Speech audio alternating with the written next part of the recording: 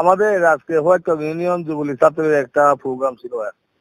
ওই প্রোগ্রামে আমি আসছিলাম, তো আসার পরে আমি ওই যেহেতু নির্বাচন, আমি কিছু মুরব্বী লোকের সাথে দেখা করার জন্য ও ইউনিয়নের খম্বনিয়া এবং পশ্চিম মুশকিলাপাড়ায় ওই কিছু মেম্বারদের সাথে দেখা করতে আসছিলাম।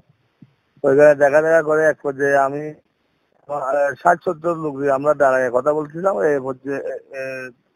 তেমনি এক পর্যায়ে এসে সাবেক এমপি প্রার্থী জাফর আহমদ, তারা ২০-৩০ জন এসে উপরে গুলি ফায়ার করছে, আমাদের পাশে এসে।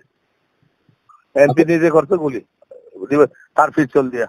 আব্দুর রহমান বদিন তার নিজের পিস্তল উপরে 2 রাউন্ড গুলি ফায়ার করছে। না, এটুকু এখানে সব লোকজন সেটা না, সেটা আমি অবশ্যই আমি তা গিয়ে অভিযোগ করবো।